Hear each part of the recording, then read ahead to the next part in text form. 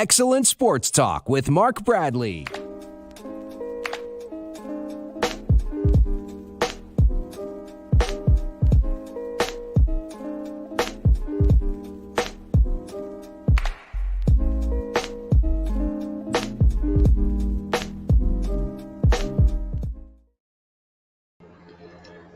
Hello and welcome to Excellent Sports Talk. I am your host, Mark Bradley, and wow is all I can say, guys. This is my first show I have done since April 2nd of 2021.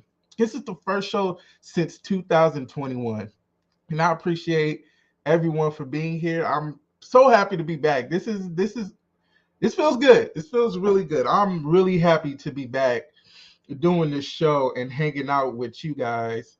And yeah, we're going to talk about some extremely good topics this week. This has been a very fun sports week. And so our first topic that we are going to discuss, first and foremost, I haven't done this in a long time.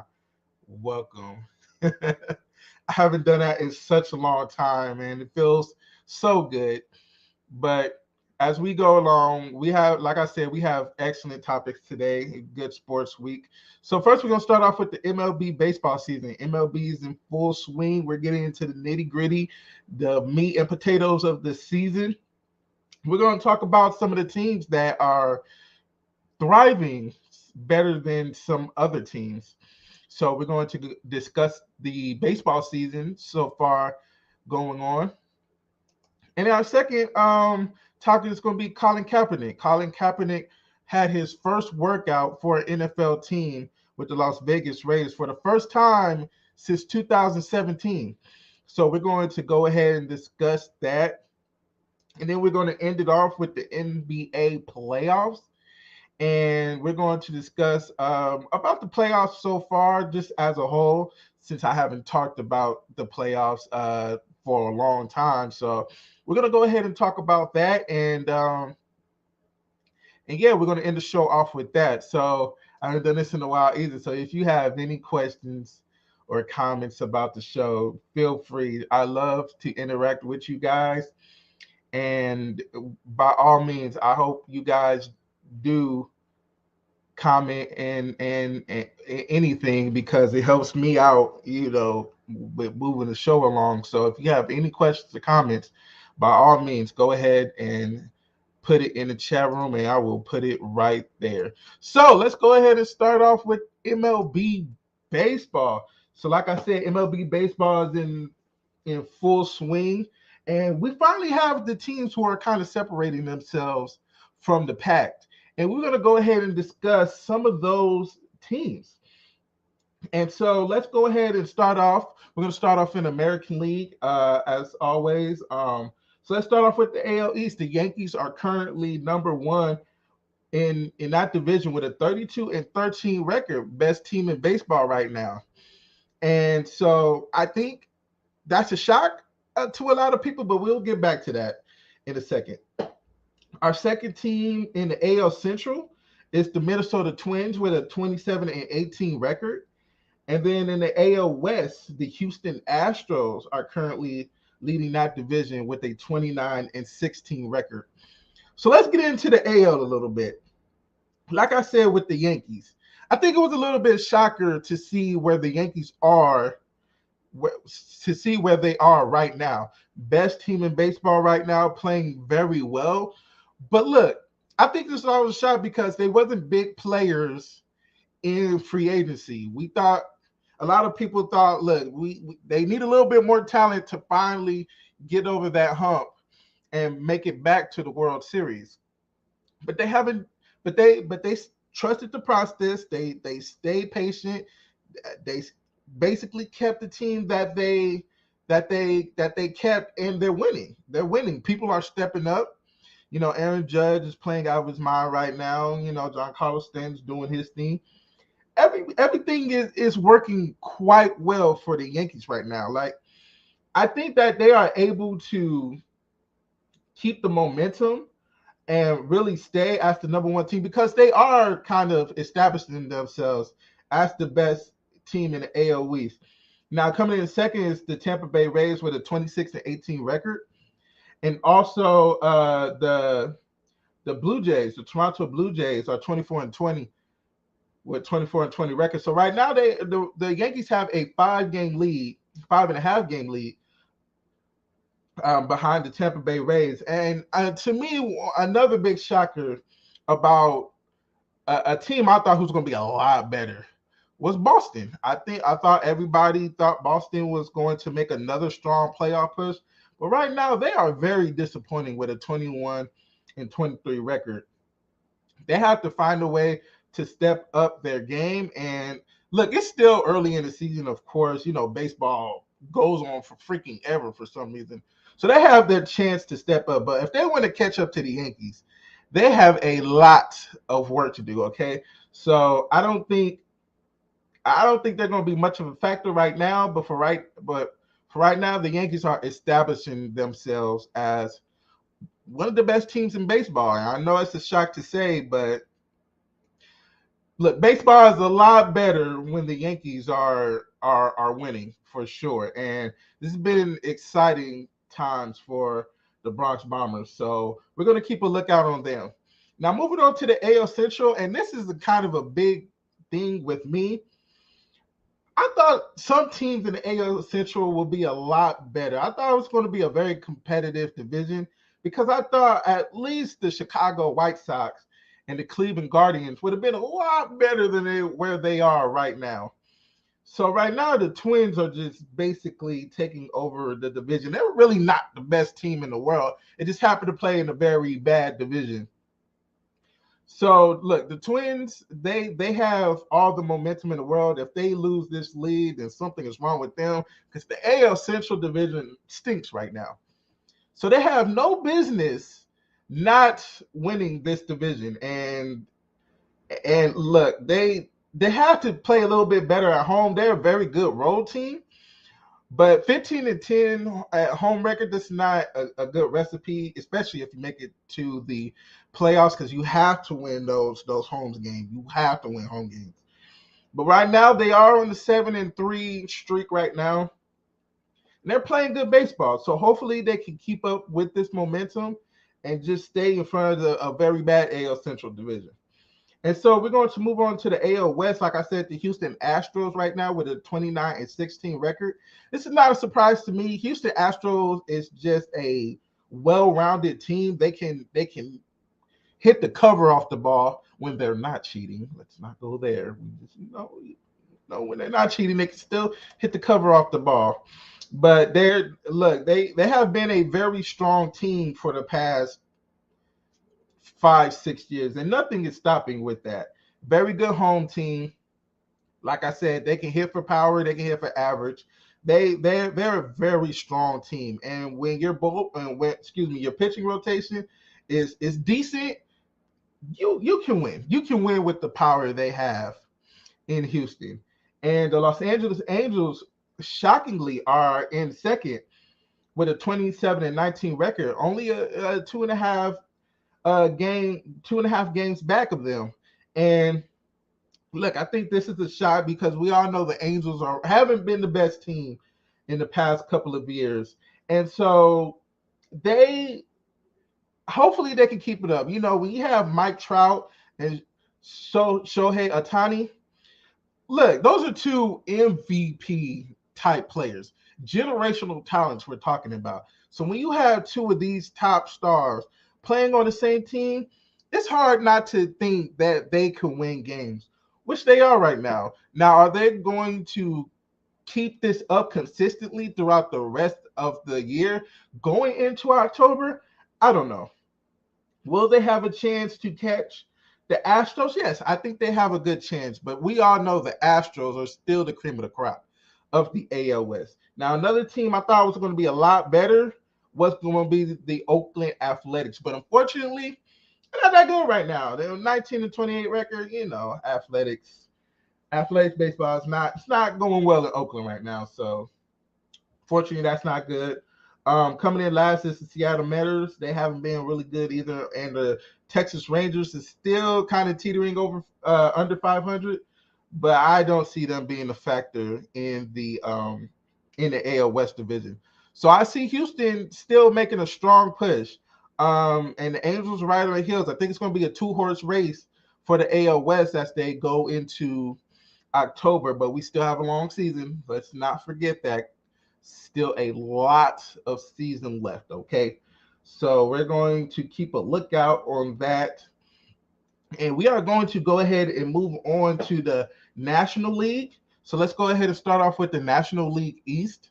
So the National League East, the Mets are in first place with a 29-17 record. The NS Central, the Milwaukee Brewers are in leading that division with a 29-16 record. And the NL West, the Los Angeles Dodgers right now are leading the division with a 30-14 record. Okay, we're going to start off with the NL East. The Mets are playing out of their minds. That bullpen that they have right now, they can pitch out there in Flushing. And look, something about them. I look, when you have a great rotation like the Mets, you're going to win some games. As long as they get run support, look, there's no way they should lose games. And look, they're running away with the division right now with a 7.5 game above the Phillies, who are right now under 500. The rest of the division is under 500. Not a good division.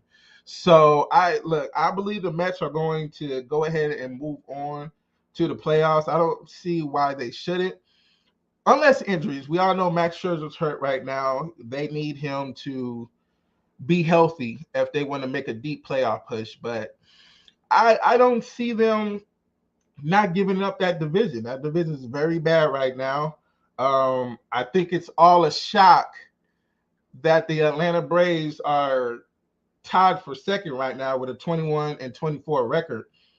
I guess you can say they have a World Series hangover. It usually happens in baseball. You know, the team who wins the World Series are usually not the best, but like I said, like I'm reiterate all the time, it's still a long season. They have a chance to come back, but the way the Mets are right now in that pitching rotation, I don't know. It's going to be very, very tough to see the Braves get back to the playoffs, but we'll see. So moving on to the NL Central, the Milwaukee Brewers are taking control of that division, and that's not a shock. The Milwaukee Brewers are still a very strong team, but they're like one of those teams who are like, do they have enough talent to really make NLCS run? I don't know. Maybe. It could happen. They could get lucky. You never know. But for right now, I think the Brewers are right where they are. They're leading the division. They are a strong team. The Cardinals right now are 24-20. They have they're still trying to chase the Brewers with a 4.5 game back deficit. So they have a lot of work to do. But they can. The Cardinals last year was a very sneaky good team. Like, they was beating teams left and right at the end of the year. And unfortunately, they lost in the playoffs. I believe it was to the Dodgers for that one that wild card position, which is always intense. You never know. One game, you never know what can happen. So unfortunately, they had the short end of the stick. So they could recreate that magic, being one of the hottest teams going into the postseason next year. So we have to keep a lookout of the St. Louis Cardinals, and the rest of the division kind of stinks. Pirates are not good, Cubs are not good, and the Reds are definitely not good because they're dust. So unfortunately, it's not a good look for them. So we have to keep a lookout with the NL Central as well. So we're moving on to the NL West, and look, I don't think it's a shock to anybody that the Dodgers are where they are. 30-14. I mean, come on now. Come on. That whole roster is an all-star team. They might as well have the all-star team versus the Dodgers, since the all-star game is in Los Angeles this year. They might as well have something like that. Look, the Dodgers are amazing. The Dodgers are that lineup from 1 to 9 is ridiculous. Okay, Freddie Freeman's good. Mookie Betts is playing out of his freaking mind right now, and it's like pick your poison. Like they're amazing, and then their rotation is amazing. Like Walker Buehler's having a Cy Young year. Before Clayton Kershaw got hurt, he's playing like he was back in his prime. Julio Urias is just doing what he does, and then Tony Gonsolin is pitching amazing, and he's like the guy they put out just to fill the rotation, and he's playing well.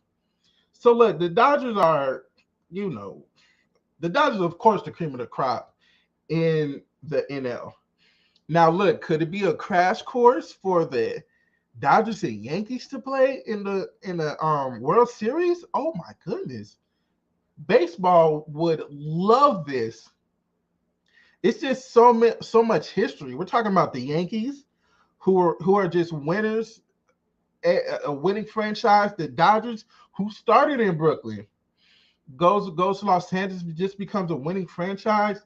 That would be amazing to watch. I would love to see that. I would love to see a Yankee Dodger World Series. But you never know. You never know with baseball. Things are pretty incredible, but we'll see. So looking at the rest of the NL West, the Padres, excuse me, I almost said the Pirates.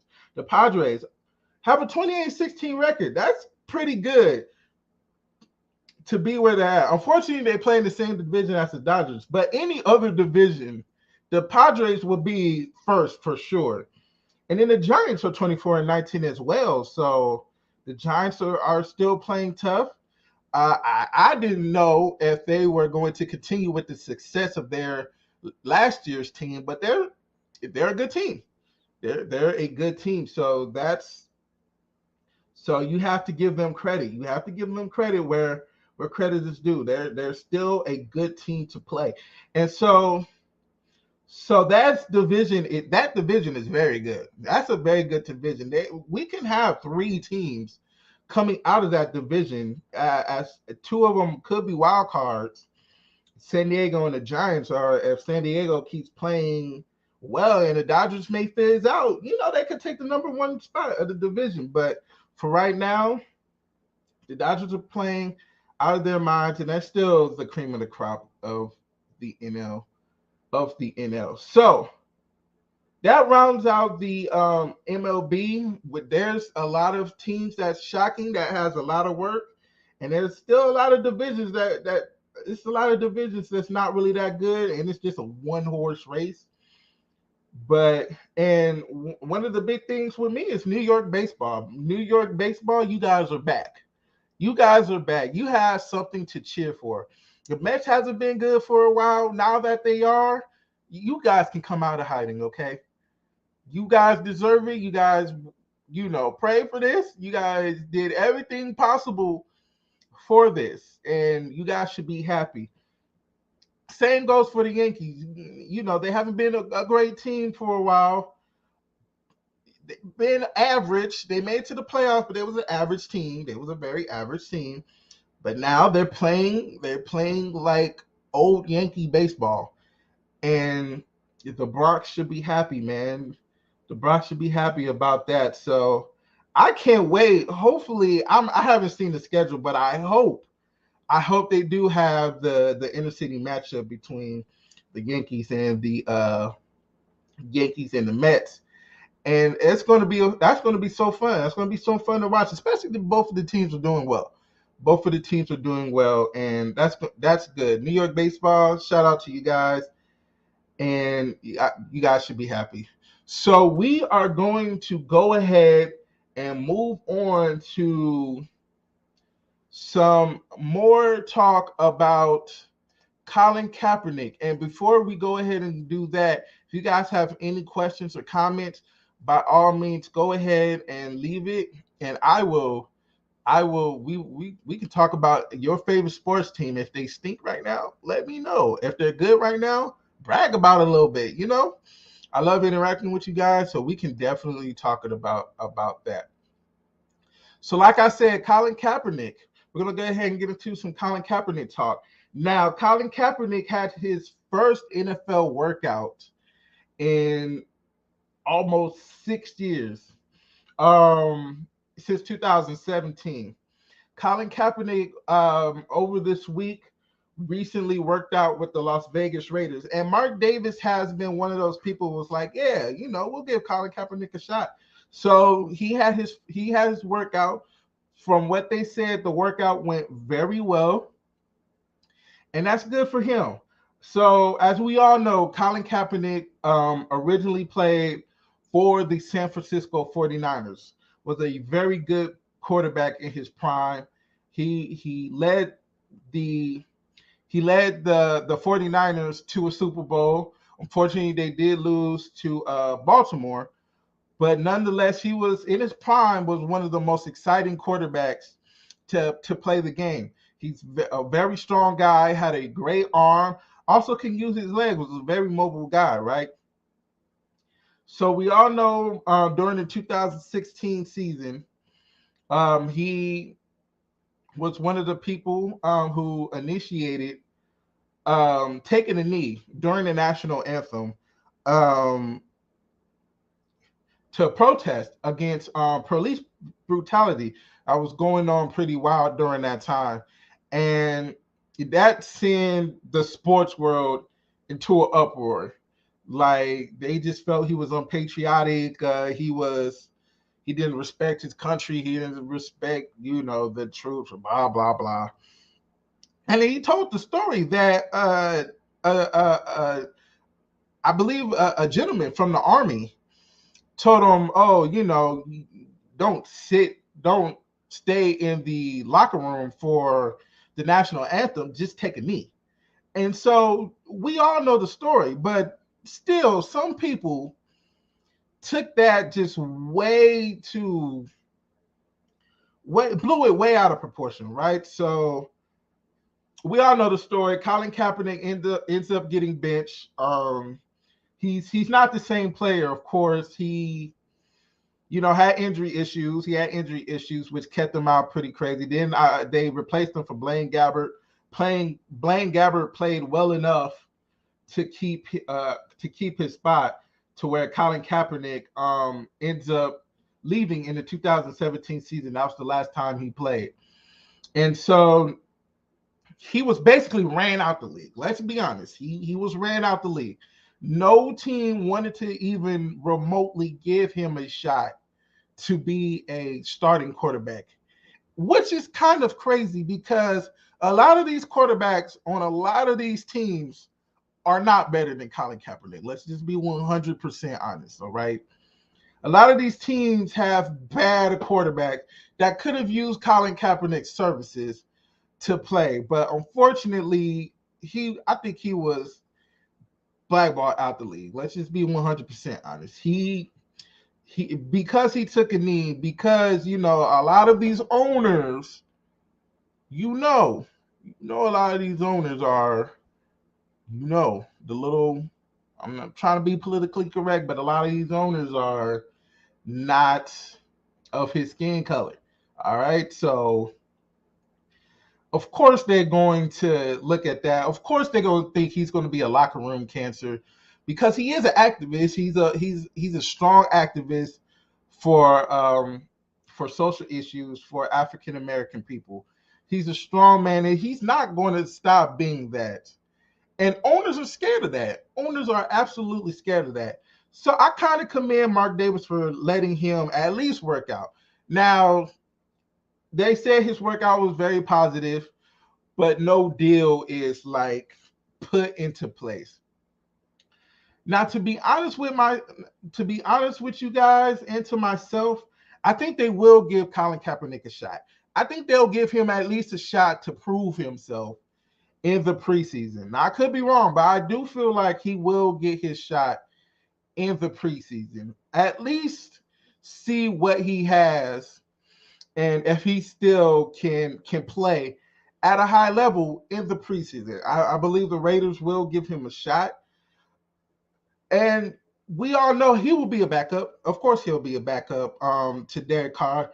Why would they extend Derek Carr's contract just to bring another quarterback in to replace him? It doesn't make sense, right?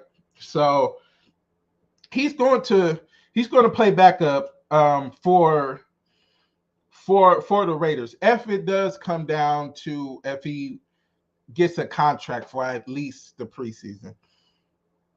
So I believe it's his time to show that he can still make some noise in the NFL.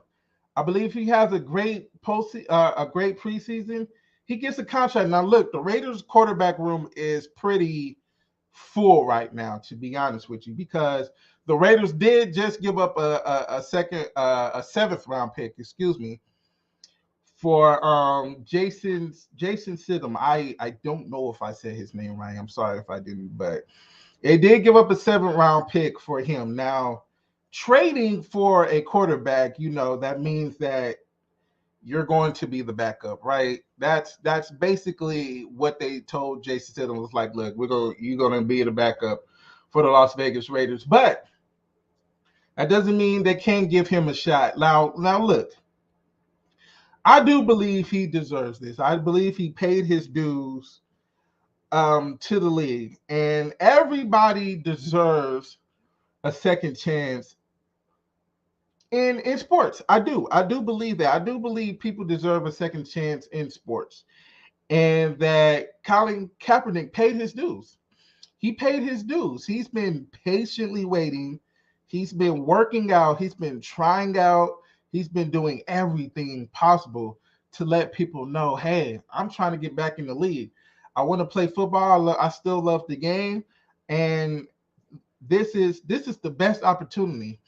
Now, why would nobody want to give him a shot to even play the game? Come on now. You mean to tell me somebody can give him an opportunity? We're talking about, I can name a team, right? I can name teams right now that need quarterbacks. He can easily make it to the Panthers.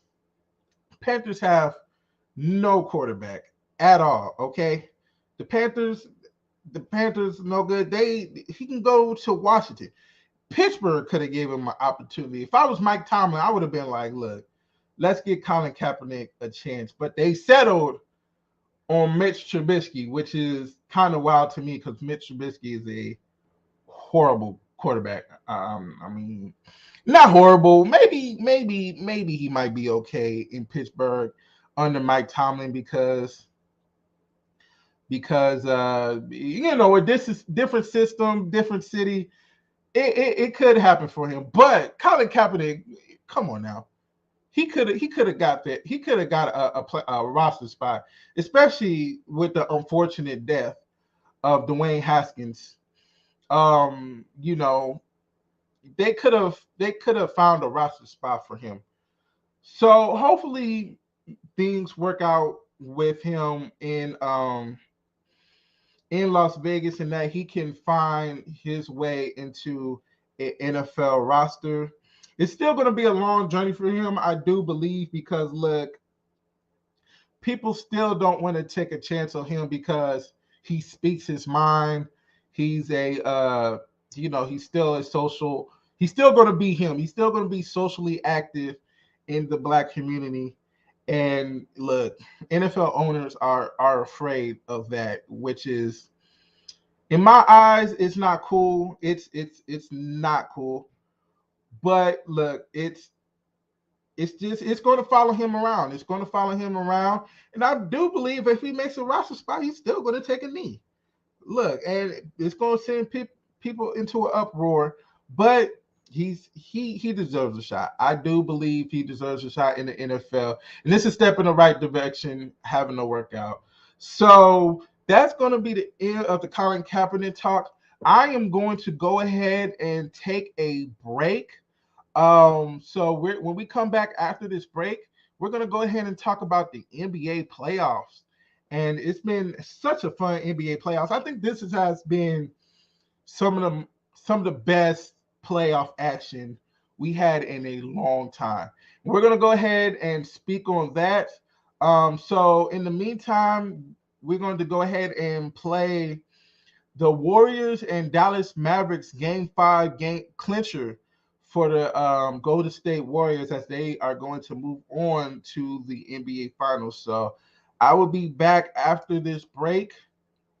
And yeah, let me go ahead and share my screen. Let's see. Let me see. Here we go. And I hope you guys enjoy the video.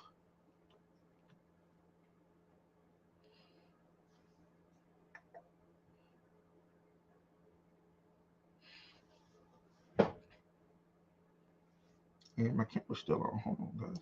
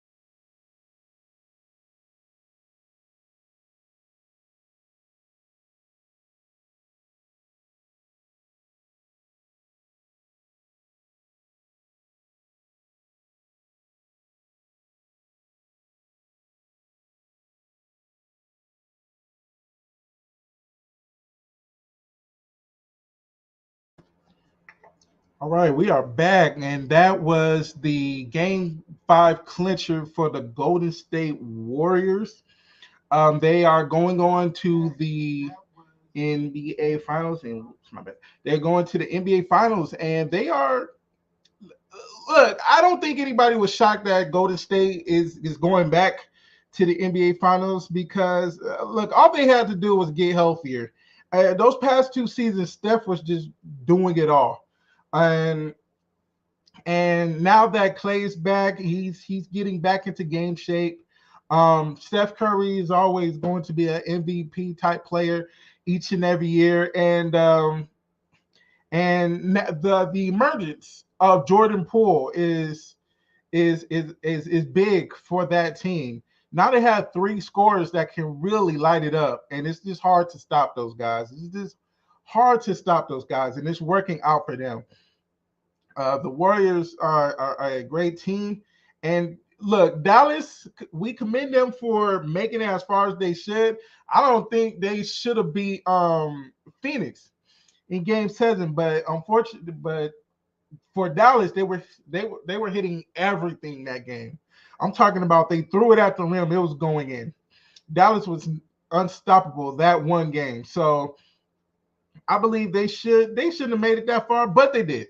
They did, and unfortunately, they ran into a buzzsaw called the Golden State Warriors. So let's see the Warriors' path getting there. Look, Denver had no shots to beat them at all. That was an easy series for them. I think Jokic just couldn't will them through to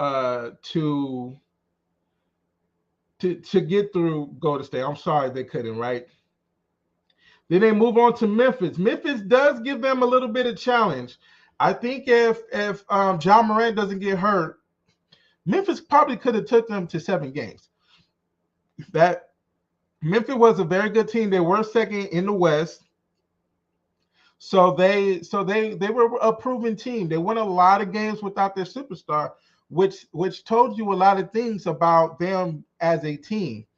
Very good team, very strong team, but unfortunately, John Morant does get hurt, messes up his knee. Golden State moves on to play Dallas, and Dallas unfortunately just didn't have the manpower to keep up with Golden State. Luka can't score 40 points each and every game, and the rest of the team doesn't give them anything.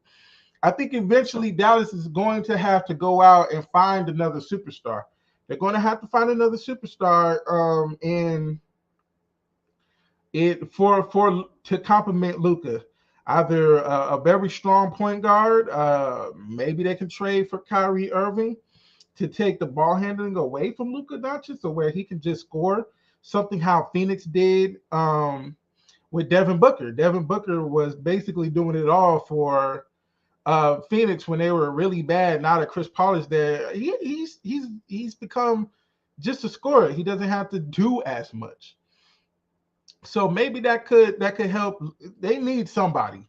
They need somebody. The Mavericks need one more superstar to work with Luka Doncic, and then keep just surrounding themselves with shooters. I think Jalen Brunson had a good year, so he could be a starting point guard for them. But they have to figure it out. They have to figure it out. So they have to work on that. But look, the Golden State Warriors are representative for the West. I think Golden State is the front runners. Just to be honest with you, they're the front runners of whoever come out the East. And they're too strong, too powerful, man. It's hard to beat Golden State. I'm sorry. It's very hard to just stop one person on Golden State. And when they do stop one person, it's just multiple guys that can just score. So I do believe that they are the front runners. And so now we have to figure out the representative of the Eastern Conference. It's still going on between the Boston Celtics and the Miami Heat. And this has been a very good, rough, and tough series. These two teams resemble each other very well. They're both very good defensive teams. They get at it. They're very scrappy. They're just two grinding out teams. That's why a lot of these games in these series are coming down to like 77, 80 points, games. And that's kind of rare in the NBA, right? Because we're so used to seeing teams score 110, 112 points on the daily. But this is playoff basketball, and both of these teams are built for playoff basketball. Both of these teams get after it. They're strong. They're strong teams. They're very strong teams, and they get at it. They get scrappy. Keep up good. Thank you. I appreciate that. Thank you so much. And so, yeah, it's been a fun series. I'm just going to be 100% honest with you. It's been a fun series. So let's look at the role for both of these teams, right? So Miami handles Atlanta. I thought Atlanta was going to be a lot better. But a lot of injuries really messed himself up, especially that Clint Capella injury. That was really tough. So Miami handled that 4-1 easy. Then they move on to Philadelphia. Now this was a lot. I thought Philadelphia was going to win that series. I really did. But golly, like Joel Embiid was getting beat up the whole series. It messed up his eye. They was beating the mess out of Joel Embiid that whole series. And unfortunately, playoff Harden showed himself again and became playoff Harden again, and unfortunately didn't show up when he really needed to. And Miami, being a strong defensive team that they are, moved on in 6 games. And now we're here. We're here at the Eastern Conference Finals. So let's go ahead and look at Boston's road to get there. Boston was able to handle Chicago. Chicago, who started the season off very well, but unfortunately injuries did creep up with them. I think that injury to Lonzo Ball was a lot bigger than people really thought it was. And so Boston was able to win that series 4-1. Then they had a very tough series against the defending champions. And look, I think that was bound to happen. There was a 7-game series. Both teams were scrapping it out, but Boston was able to win. Boston was able to win that series on their home floor. So that's why you play these series. That's why you play the regular season games, to get that home court advantage. So they was able to win and move on to the Eastern Conference Finals, where we're here at a 3-2 game with Boston leading. Okay, so tonight's game is a big one. Back in Boston, Boston is able to win the series. They have to win at home. Do I think that they will? I don't, unfortunately. I think Miami is going to find a way to pull a tough one out and go back to a game 7 in Miami. I think I see Jimmy Butler having another Jimmy playoff Butler type game, to where he will will his team to win. And Miami has so many shooters, man. Golly. Max Strauss, who I've never heard of before of this year, is playing well. Kyle Lowry coming back is very big for them. Kyle Lowry, a veteran who's been in the playoff multiple times.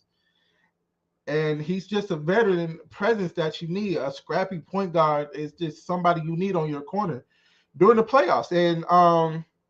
And then you have Tyler Hero coming off the bench, really playing 6th man of the year. Took a big step up this year. And it's working out for them. It's working out for Miami. That's why they're the number 1 team. That's why they played very strong this year. Now, like I said, I do think Miami will win this game tonight. You think Jimmy's hurt? Reason why? Because he's been struggling in the past 2 games. I don't know. I wouldn't think it'll be hurt, but Jimmy Butler gives his all 100% on the floor. So it could be fatigue. I think it could be fatigue, because we know Jimmy Butler to play tough 100% of the game. I think fatigue is starting to set in a little bit, but I think he's going to find a second win today because, of course, this is the he's up for elimination. So I think he's going to find his second win, and I think Miami's going to pull it out. I do believe Miami's going to win. Now I think they might go back to Miami and lose. I do think that could be a big possibility. But if you don't win on your home floor at Game 7, then you have no business being in the NBA Finals. You don't. So I think this is going to the Game 7. I just think just the atmosphere of the NBA is saying, let's go to Game 7. So, but these two teams has just been grinding it out. I think both of them are just tired. I think this playoff is just really is really tough for the Eastern Conference has been really tough. And I think whoever comes out of this Eastern Conference, it's going to be tough for them to play a well-rested Wizards team. I mean, Wizards. What in the world? The Wizards stumped this year. A Warriors team. Because the way the Warriors is playing right now, bro, I just cannot see anybody beating them right now. But look, the Eastern Conference, it's been a dogfight. It's been such a dogfight. I don't know what else I can say about the Eastern Conference because these games has been very, very low scoring. Let me go ahead and see the series, right? So, the first game, 118-107. Second game, 127-102. 109-103. Some blowouts has been happening these past couple of games with the Celtics just beating the heck up out of the Miami Heat 102-82. And then another big win, 93-80 on their home floor. That was a big game. I did not see that coming at all. But we'll have to see. This is a big game. Boston has to play well on their home floor. I don't know how they're gonna do it, but look, I think what I feel like this is going to happen. I think there's some X factors that has to step up in this game. I think for Boston, it has to be Marcus Smart. I think a lot of things happen through Marcus Smart because without them, the Celtics are a very different team. And I think Marcus Smart is the engine that keeps the Boston Celtics running. I do believe that. I believe Marcus Smart is the engine that keeps Boston running. And if he can have a big game and he's scoring, and if he can give them 15 points, there's no reason Boston should lose this game. If they can give 15 points out of Marcus Smart, Marcus Smart is going to play defense. And him and Al Horford during that Milwaukee series guarding Giannis, after he got dunked on and talked about throughout the whole game, after that, Al Horford has been playing out of his mind. And it's crazy to think Al Horford's been in the game for so many years. We know Al Horford is out of his prime, but you need this man to play well if you're going to win games. So if Al Horford and Marcus Smart are doing what they have to do, then look, Boston will win. And for Miami, it's two people that has to step up again. Matt Strus, I think I'm saying his name right.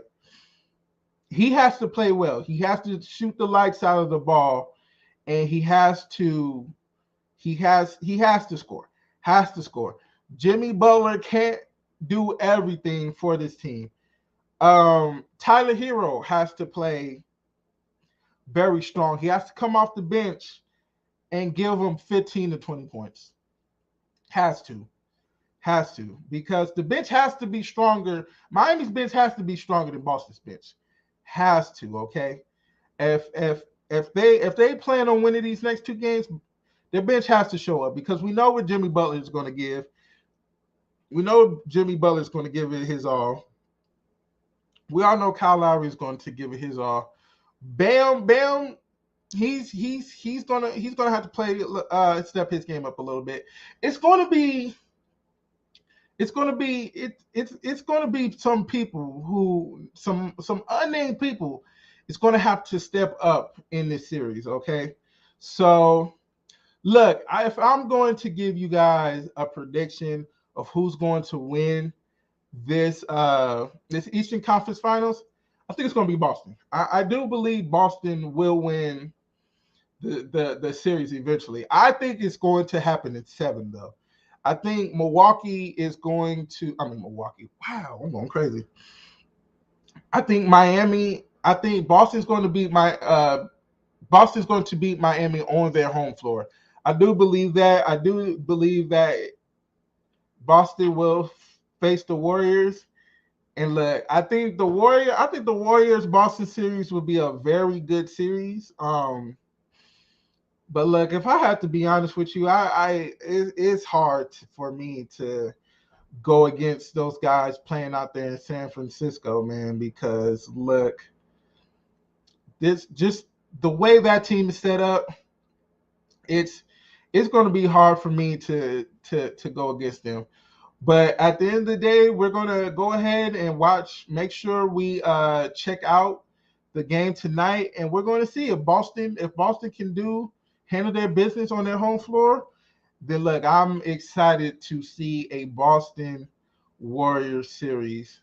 All right, so that's going to be the end for this show. I appreciate everybody hanging out with me. Like I said, this was my first show since April 2nd. April 2nd. It's wild. And I had such a good time hanging out with you guys. And so I will be back next week. I will be here more consistently. And I hope you guys come back and enjoy the show. So for next time for Excellent Sports Talk, I am your host, Mark Bradley, and I will be back next week. Peace.